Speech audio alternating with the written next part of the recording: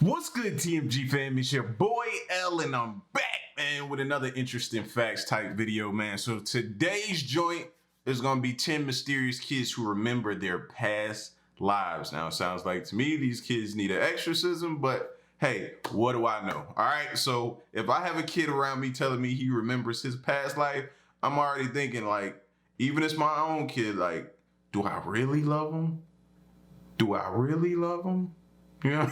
Nah, but I'm definitely gonna be looking at him kind of funny though. And we gonna get into 12 Japanese school rules you wouldn't believe exist. 12 Japanese school rules. Now, that gets the mind to wondering what type of school rules could be in place there. But we're gonna check it out, man, just in case you're ever thinking about going or sending your kids to school there. You might want to pay attention to that second video as well. All right, so if you're new to the channel, hit the subscribe button, man. Join the fam, and let's check this out. The concept of reincarnation has been around for hundreds, if not thousands of years. Many religions, such as Buddhism, Hinduism, Sikhism, and Jainism, to name a few, believe that we are reincarnated after death. Now, while it is widely accepted that a reincarnated soul has no memory of its past life, there are some who believe that very young children may have access to some of those past memories. In fact, scientists who have studied the phenomenon found that 100% of cases occurred in young children. The average age of onset is between 3 and 4 years old. Whether or not you believe in reincarnation and past life exploration, Does anybody, let me know, does anybody believe in reincarnation? And if so, like, expound on that. Like, what are your beliefs? This list of 10 kids who remember their past. Not to impose. I hate when people are like, what are your beliefs? Not to impose on it. So if you want to talk about it, you know what I'm saying, what you believe, then do so. Selves will still shock you. Some of these children have detailed memories that actually match up with historical events. Wow. Often, they know things that such young children would never have reason to know, or even have had the chance to learn. Before we get started, be sure to click subscribe so you can stay up to date with more spooky or amazing stories. Wow. Shanti Devi. Born in Delhi, India in 1926, Shanti Devi began to remember her previous life at age 4. She told her parents that her real home was with her husband in Mathura, and even tried to run away to Mathura at the age of 6. She told her teacher that she had died 10 days after giving birth, and that her husband's name was Kedar Nath. Oh my gosh. And what I would immediately went to looking up, and if her stuff starts lining up, like, what do you do at that point? Like, what do you do? Her teacher also noted that she spoke more like someone from Mathura than a child growing up in Delhi. After some time, they found a man of that name in Mathura who confirmed that his wife, Luti Devi, had died 10 days after giving birth to their son 9 years before. He visited, pretending to be his own brother, but Shanti immediately recognized Kedar along with members of his family. The case came to the attention. Whoa. She recognized him. Everything she said was true. Bro, that's crazy. What do? Do you hand her back to him and be like, huh, here she goes, your wife? Or my child? Or who is he? Who is she? Like, what do you do at that point? Of Mahatma Gandhi, who confirmed that she was indeed the reincarnation of Luti Devi. Wow. Cameron Macaulay. The case of Cameron Macaulay, a boy from Glasgow, saw him remembering his past life from the age of 2. He stated that he had lived on Barra, a remote island to which he had never been, and missed his mother, his previous life mother, so badly that he was genuinely distressed. For 3 years, all he had talked about was his home on Barra, and even mentioned that his father had been called Shane Roberts, and that he was killed when hit by a car. Eventually, his parents and a documentary crew took him to Barra. The details he remembered were truly amazing. He remembered the color of his house, the breed of his dog, and the view from his window. Isn't that creepy? It's just the beginning. Chanai Chumalaiwang. Born in Thailand, Chanai began to tell his parents at age 3 that he had in fact been a teacher called Bua Kai, and that he had been shot and killed as he rode his bike to school one day. He begged his shocked parents to take him to a specific village where Bua Kai's parents lived, because he felt they were his own parents.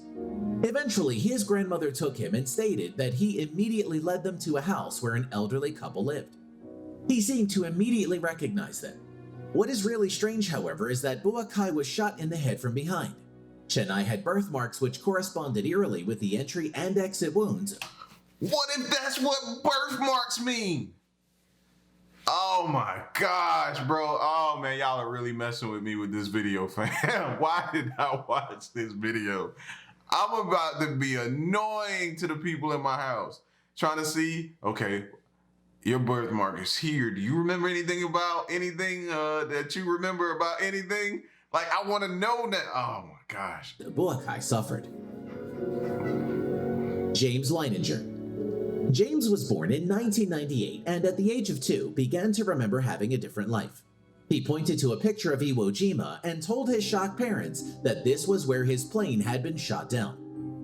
They did some research and found that only one plane was shot down over Iwo Jima during the Second World War, and it was flown by American pilot Lieutenant James Houston Jr. Not only did James Leininger remember being shot down, but he correctly stated that his ship was called the Natoma, the USS Natoma to be precise. Lieutenant Houston was shot down in 1945. Little James would also wake from horrible nightmares in which he talked about being on fire, unable to escape from the doomed plane. His parents eventually tracked down members of Lieutenant Houston's crew, now elderly men, and these veterans confirmed that the things James Leininger said were 100% true and frighteningly accurate. Wow. Ryan. A boy... Wow, hold on. We just can't keep like speeding through these like like this is really insane to even hear or think of. Now, to those who believe in reincarnation, I know they're like, see, this confirms what I've been saying all along. But as for me, who I've never really heard too much about it, you know, I'm familiar with it, but that's just for me as far as it goes. I've never really delved into it. But hearing this makes me like open that part of the brain, if it exists there, and be like, fam, could this be possible? This is wow. From the Midwest, Ryan began having terrible nightmares at the age of 4. When he turned 5, he told his mother Cindy that he used to be someone else and began begging her to take him home to Hollywood. He remembered detailed meetings with people such as Rita Hayworth and even remembered that the street he had lived on had the word rock in it. Cindy checked books out at her local library, and there they found a picture of the man that Ryan said he had once been. In desperate need of help, Cindy hired a psychiatrist who began to research Ryan's case. After 2 weeks, they found out that the man in the photo was a movie extra called Marty Martin. All of the details Ryan had given about his past life matched up. Chase Bowman. Chase Bowman is unique in that if he actually remembered his past life, he never volunteered the information. It was discovered in a hypnotherapy session. Given the nature of his death, however, the memories may very well have been repressed. Chase was born with a severe phobia of loud noises that only increased as he aged. He had terrible night terrors and a strange rash appeared on his wrist at intervals. Eventually, his stressed mother took him to a hypnotherapist, and they uncovered something truly remarkable. Chase had been a black soldier during the American Civil War and died because he was shot in the wrist. While under, he described wearing brown, dirty clothes that were ripped while he hid behind a rock at the edge of a valley during a battle. The Pollock Twins. The case of the Pollock twins is a strange one, and no doubt their parents found it highly distressing. You see, the Pollock twins, Jillian and Jennifer, appeared to be the reincarnation of their own deceased sisters, Jacqueline and Joanna, who died a year before the twins were born. Wow. Their father noticed that Jennifer had a white line on her head similar to a scar Jacqueline had received after falling off of her bike. She also had an identical birthmark on her leg. The family left town for 4 years, and when they returned, the twins claimed to have visited landmarks they had never even seen. They named all of their sisters' old toys correctly, and even remembered attending their sister's old school, which they claimed was actually their old school. The memories faded when they turned 5, however, and they haven't returned since. So yeah, you got children between those ages that they mentioned at the beginning of the video, start asking them questions. We done opened Pandora's box now. I want to know. Start asking them some questions, man, to see if they remember their previous life, if that's the case. Or, you know what I mean? If you're like me, sometimes you just don't want to know the truth. Or if it is the truth. Or what if? See, this video is about to make me what if to death. PM. PM was born 12 years after the death of his half-brother, give or take. and it was soon noticed that he had some strange and coincidental birthmarks. You see, his half-brother had died of neuroblastoma at the age of 2. He had suffered a pathological fracture of his left tibia, had received a biopsy of a nodule on his scalp just above his right ear, and was given chemo through a central line in his right external jugular vein.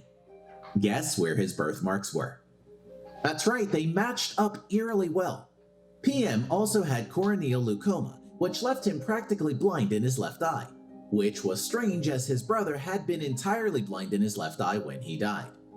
Furthermore, PM began to speak to his mother about the previous family home and described it in great detail. Spooky. Huh? Anonymous. The boy in this story was just 3 years old in 2009 when he told his parents and doctors that he had once been someone else and knew where his grave was. As such, we have protected his name. We'll call him Dan. Dan claimed that he was killed with an axe blow to the head exactly where his birthmark was, and that he could lead them to his grave. He took the doctor investigating his case to a village, walked up to a man there and said, "I used to be your neighbor. We had a fight and you killed me with an axe." Oh! The man's face is reported to have gone white, and the boy said that he could show them where the body was buried. He led them to a pile of stones, and underneath there was a skeleton wearing farmer's clothes. The skull had a clean axe wound right on top of it, splitting the skull almost exactly where Dan's birthmark was. How creepy is that? That's crazy, because imagine the dude when the kid walks up to him, he thinking he got away with this murder, and all of a sudden this kid comes out of nowhere and says, "I know what you did," and takes him right to the body. Damn. Yeah, you got to keep that name anonymous. That's heavy. Heavy. Sam Taylor. And finally, there is the strange case of Sam Taylor, who seems to have been a reincarnation of his own grandfather. It sounds a bit complicated for sure, but the evidence points that way. Sam's grandfather died just 18 months before Sam was born, and though he showed signs of past life memories at a young age, his parents were very skeptical. That is until Sam told his father, "When I was your age, I used to change your diapers," during a changing. Creepy, right? Furthermore, Sam began to tell his parents things about his grandfather's private life that he couldn't possibly have known. Weirder still, they were all true. Think about that one for a while.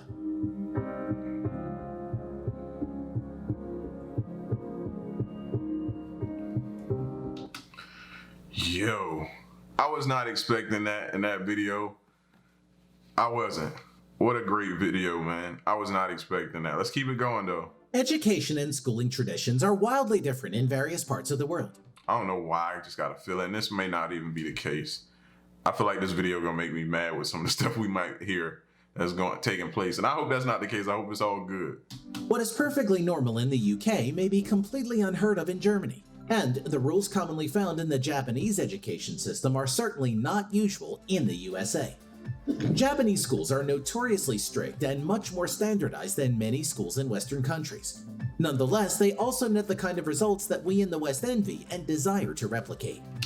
Well, I see why. There are definitely some rules that you will find hard to believe. The question is, do they contribute to the resounding success of Japan's education system? Here are the We might need to adopt some of these rules, and I can say that now because I'm out of school. Probably if I was in school, I probably wouldn't agree, but now that I'm out, we might need to adopt some of these rules. 12 Japanese school rules you won't believe actually exist. Konchoing the teacher. The word koncho in itself is a slang version of the word used to denote a medical enema, but refers to a children's game, believe it or not. Konchoing is more of a tradition than a rule, but it's definitely something to be aware of if you plan to teach English in Japan. Konchoing is a silly prank where someone presses their two hands together with their index fingers extended in order to prod someone, sometimes the teacher, in the behind.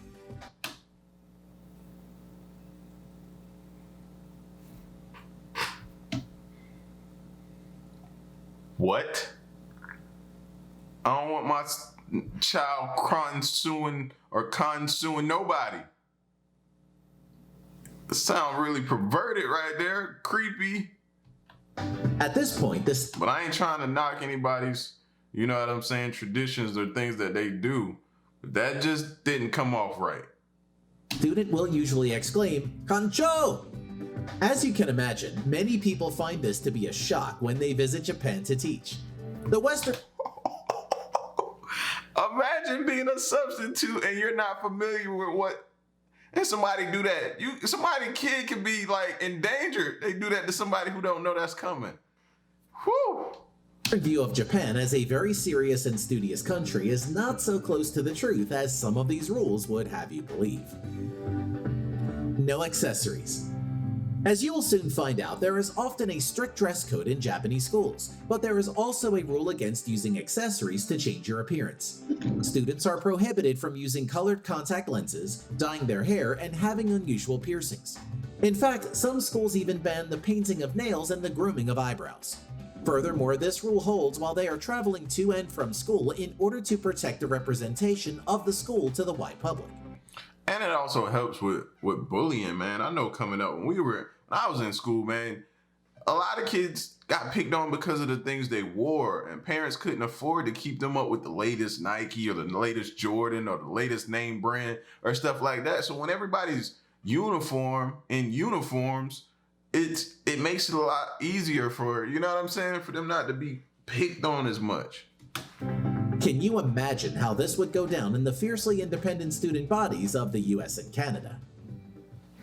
We need Students are prohibited from dating and having open relationships. Wow. Japan takes the education of its youngsters very seriously and brooks no distraction, even from other students.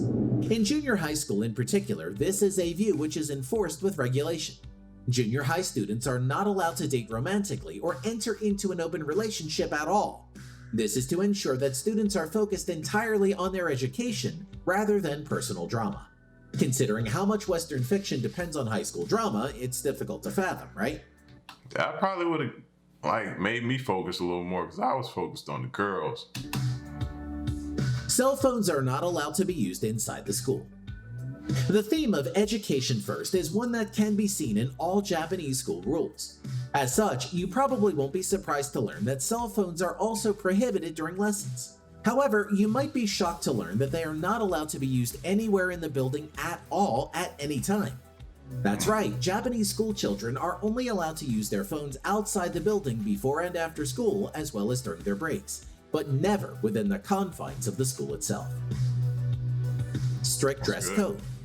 Only 20% of schools in the USA have a dress code, and they are usually private schools. But in Japan, almost all schools from junior high level upwards have a strict uniform to which students must adhere. In middle schools, there is still a heavy focus on the traditional high-collared military-style suit for boys, and the B-ribbon sailor blouse and pleated skirt as seen in anime style for girls. In high schools, however, the uniform is slowly becoming more akin to those seen in the West. Tartan skirts, blouses, blazers, and ties can be seen in most schools with older students. Most shocking, however, is the strict no ornamentation policy that many Japanese schools have. In many cases, jewelry, makeup, and unusual hairstyles are prohibited, and students are not allowed to alter their uniform in any way, even outside school hours. I know parents is like, that saves money. That saves a lot of money. You think how much it costs for a parent to buy school clothes for, let's say they have 2 or 3 children. That can get very expensive. You know what I'm saying? As your kids are growing, so you're buying clothes throughout the year. Then you have the kids that want to keep up, and you have, you know what I mean? It can become taxing. In fact, there are some schools which also specify what the outerwear going over uniforms must look like. In many cases, the jackets must be navy, tan, black, or gray only, no bright colors. Furthermore, children must always be seen as neat and tidy while traveling to and from school. Punctuality. Good timekeeping is a focus in pretty much all schooling systems, of course, but in Japan, it is taken very seriously. Children are expected to be in school at 8:30 a.m. on the button, and if they are more than 5 minutes late, you can be sure they will be punished to a certain degree. The most common punishment is being required to come into school even earlier for cleaning duties for the rest of that week. This is to instill good timekeeping and an understanding of the value of time as a resource. We guess those stereotypes about Japanese punctuality are just rumors. It's behavior instilled at a young age. Respectful greetings. Japanese culture is one which focuses heavily on respect. Respect for authority figures and elders as well as each other is a key part of this for school children. As such, Japanese school children greet their teachers with a bow at the beginning of their lessons and say goodbye in the same manner. This shows the teacher respect and gratitude for their hard work in providing an education. The Sasumata. American school children will no doubt be familiar with intruder drills, but in Japan, they take matters one step further by ensuring that there is something on hand to defend against violent intruders. The Sasumata is an adaptation of the ancient samurai weapon. This aluminum pole has two curved prongs at one end and is designed to immobilize an intruder. One of these can be found hanging in schools across Japan. This is interesting because Japan is a very safe country. The likelihood of such an attack is much lower than, for example, in Europe. No substitutes. Can you imagine leaving a classroom full of American junior high students unattended for a full period? Sounds like every teacher's worst nightmare, right?